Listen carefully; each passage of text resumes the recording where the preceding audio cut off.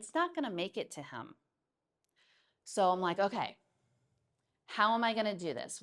How do I make sure I've got the right address and I'm doing the right things in the right way, and he gets it to his hands? So I went the place all military moms get the best information. Facebook groups and TikTok. And there I found that not only can you handwrite, but there's also this app called Sandbox. And with this technology, I could write a letter to him through the app. They would print it the same day and deliver it to him the next day. I'm like, wow, this is cool. So I started looking at it more, but then that's when I found they said, oh no, that's too expensive, or no, my letters never arrived to my son, be careful. And so I froze. I didn't send any letters because I wanted to make sure I did it the right way. About that time, his dad texted me, and he's like, hey, is everything okay? Like, yeah, why? He goes, Joey's written me twice and he's asking about you. He hasn't gotten a letter from you. I'm like, oh, you've already sent him letters? He's like, yeah, I use that Sandbox app. And Joey's already written letters back and replied and said, literally, is mom okay? Is she sick? Is everything all right? What's going on? Like, oh shit, I messed up. Because I wasn't talking to my son. He couldn't reply much sometimes, but the important part was I needed to talk to him, to tell him, I love you, I am proud of you, and I support you. So I got my letter writing into high gear. I signed up for the Sandbox app. I bought the biggest package of letters that also included photos and wrote him every single day. We went on vacation, I took pictures, I sent him exactly what we're doing every day, all these pictures and everything. Towards the end of boot camp, I got this letter from him. I'm happy that you wrote me very often. I got IT'd, intensive training, 2 days ago because my drill instructor, DI, hates how much mail I got. LOL. He did not care that he did get his IT. He did not care that his DI hated how much mail he got because his mom was sending him mail, and he heard from me. Because it's okay for us to be like, yeah, no news is good news. When you're a military mom, you know, no news is good news. But for him, no. It's the same thing with your guests. Your guests want to hear from you. You must talk to them. They might not reply, and that's fine. No news is good news when it comes to your guests talking to you, but not the other way around. You talk to your guests. Now, how much should you talk to your guest? You can't over-communicate because each guest and each type of guest has different ways of communicating. So you make sure you hit all those different types of guests. It could be emails, it could be text messages. With some of my guests in one of my brands, we actually call them on the phone, and we actually send them a card ahead of time to give them our favorite hiking trail. We touch them multiple points of communication before arrival. We're talking to them. I don't expect them to talk back to me. It doesn't matter because they know I am expecting them. Now, as far as how many times, it's up to you guys. But I can tell you 80% of hosts and managers only talk to their guests 2 or fewer times between booking and arrival. That's it, 2 or fewer. This was found by the guest communication study that TouchStay did a few years ago. So that means for you to get an edge over 80% of other hosts and managers, what do you need to do? 3. That's it. Now, in addition, with the guest communication study, they found that the more quality messages that you send to your guests, the more money they will spend. They will add additional nights. They will find more things to do, go to the local restaurants, they'll buy tickets, do attractions, they'll do upsells. They are happy to spend their money, but you have to let them know about it. And I'm talking about quality communications because some of the respondents in the survey said they got 0 messages from their property manager or host. Now we know that's not true, but it tells us it was not a memorable message. They didn't think they got anything. So what is a quality message? I have 3 points. 1, it is thoughtful. A thoughtful message simply focuses on them. And when I say focuses on them, it's not just the content, but how you make your message. How many of you love to get an email that comes in like this one on the right? Nobody. How about the one on the left? Much easier to read, right? A thoughtful message is simply making sure you send your message in the right way. Paragraphs that are 5 sentences long, no. Break it up, 1 to 2 sentences per paragraph. Also think about if you're sending information in a PDF does not scale to how a person has their phone settings. Those of us in the room who have our phone settings for the larger text so we can read our phone better, right? Yep. You want to make sure you are sending messages in a way that the text can scale to the person's settings on their phone. A PDF does not do that. Also, avoid the too long didn't read messages. TLDR.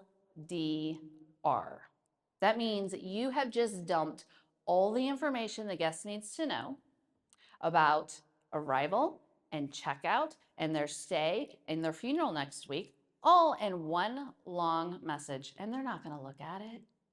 And then later when they go look for that check-in code, are they going to find it at midnight when it's dark and they're tired and they're hungry, and should I say hangry? And then the lights are on and they're slamming the doors and then they start talking loud, and then what happens with the neighbors? Not good. So being thoughtful about your messages makes a world of difference. Second, personable. A personable message addresses them with their name. I'm going to take a wild guess that your favorite word ever, when you hear this word, your face will light up. You know what that word is? Your name. Use your guest's name.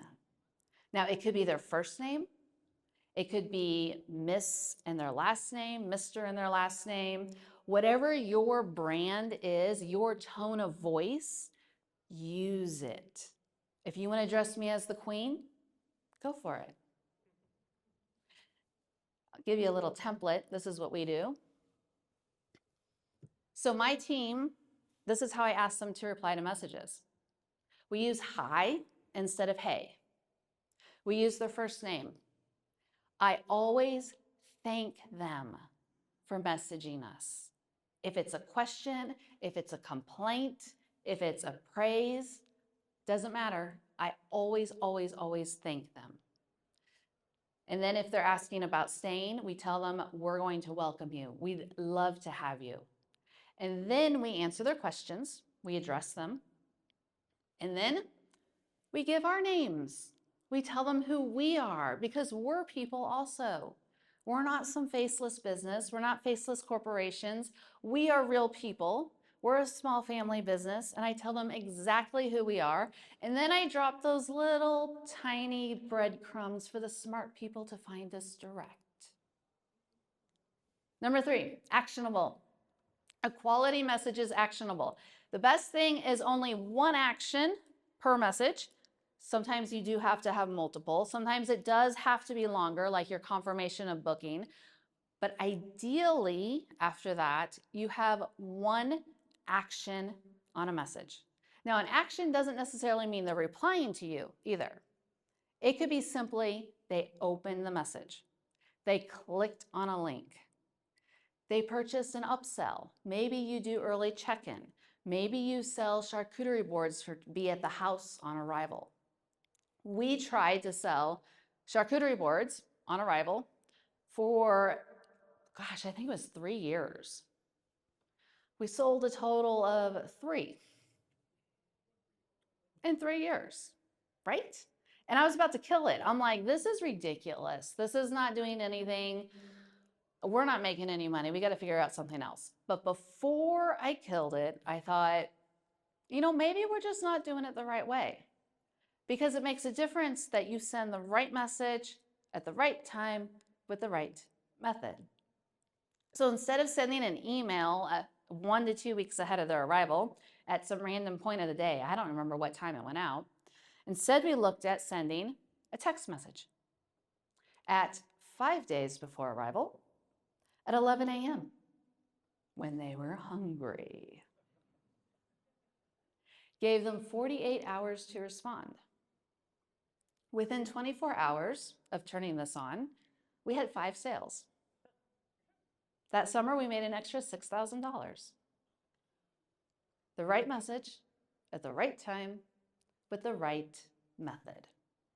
It didn't cost me anything else, but I added money to my wallet. All right. Whoops. Thoughtful, personable, actionable. When you talk to your guest. T-O, to.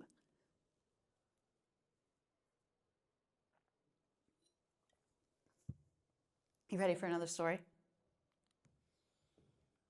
All right.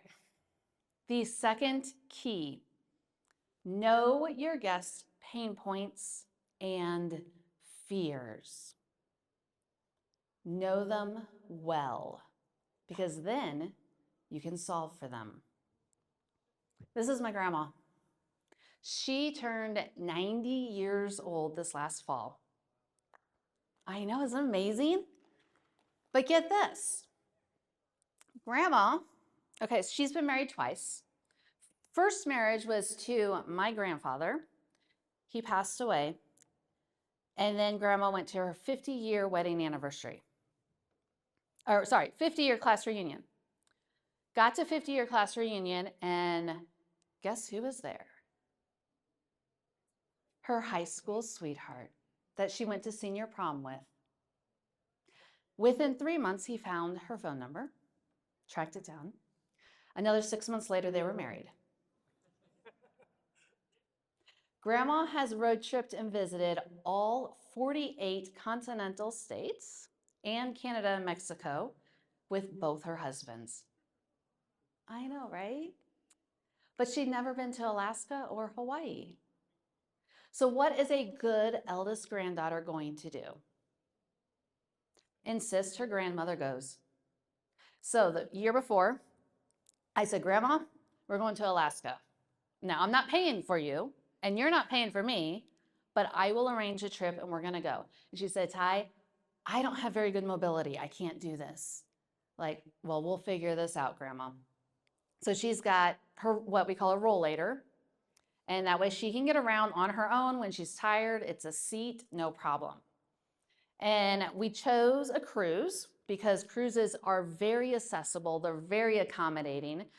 And we chose several different excursions. We actually booked a helicopter to go to the top of a glacier and go dog sledding. We chose a boat to go look at the eagles and the bears. She loves animals. And then we also chose a train. So we got to do all kinds of different transportation. Unfortunately, the helicopter didn't work out. Bad weather, so they canceled it.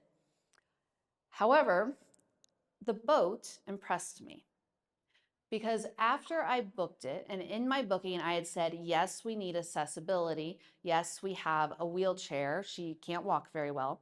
They gave me a call and they said, hey, we saw you book this. We want to understand exactly what the accessibility is that you have and what you need. And so I explained that Grandma has a rollator. She does great going up, But any type of ramp that goes down, it does not matter if it's a slight or more. It can just be a very slight ramp slope. She cannot go down. She is afraid of it. She is so afraid of it because at that age, when you fall, you could end up with a broken bone, a broken hip, and you could very much, that could be the end of your life. They deteriorate. So we're very careful that she does not fall. And so the crew at the boat said, you know what? We gotcha.